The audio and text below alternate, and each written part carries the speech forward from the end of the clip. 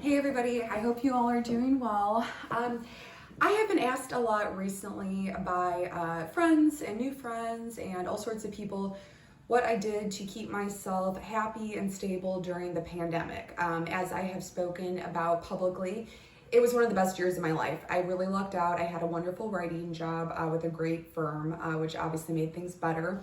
However, I did still have that 3 months of no work, which a lot of people can relate to. And well, it was very, very scary, and there was definitely a lot of uncertainty.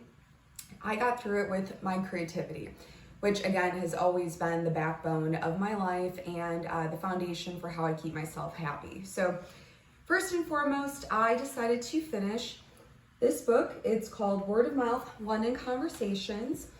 It's probably my proudest accomplishment to date besides my first book, mostly because even though it's an ebook and it's free, I didn't make any money off of it, the people that I interviewed for the project were amazing, inspirational, and honestly taught me so much, not just about life, but about history as well. And so finishing that book up with my longtime best friend and designer and editing it with my stepfather was a huge accomplishment and something that I'm really proud of. And also it was a great way to use this seemingly endless amount of time.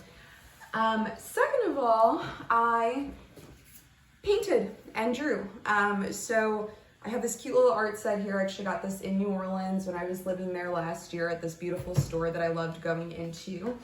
And I also picked up my old sketchbook.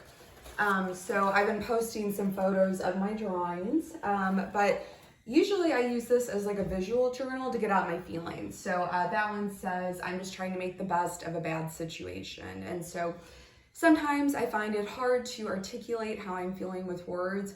And so doing it in the form of a picture really helps. Art supplies is very inexpensive these days.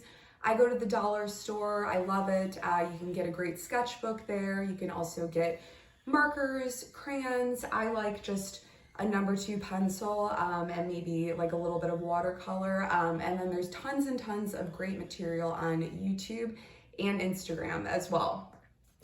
I also decided to get back into an old hobby, which is making t-shirts. I collect vintage t-shirts.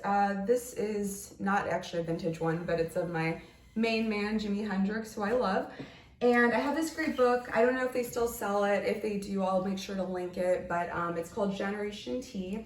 And it's awesome. It shows you different ways to make t-shirts. So like, for example, tonight, I'm probably gonna stay in and use some safety pins because I'm a punk rock girl at heart and make a cool t-shirt with one of my dad's old blues t-shirts. So anyway, just a fun way to spend your time. If you're like me and you're into fashion and you can't shop, you can always recycle your old clothing. And yeah, even if I'm just around my house, I like looking cute and rocking my new tees.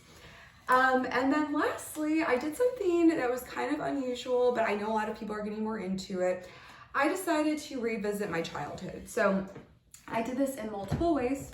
I put little silly toys from my childhood, like my troll collection, which I love, around my apartment. I also have Mr. Potato Head. He's sitting over on my desk, right over yonder. And I like little silly toys just to cheer myself up and again, remind myself to stay in a playful and childlike state.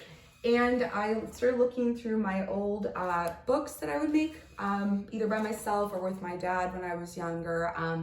This is called The Rainbow Tree, and it's a book I hope to publish one day again, of course, with my dad illustrating it. And yeah, I think just looking at stuff from my childhood really made me happy and mentally and emotionally and spiritually happy, and also reminded me that again, I think staying in a playful and hopeful and optimistic state of mind comes from what you surround yourself with. So anywho, I hope all of this helps you.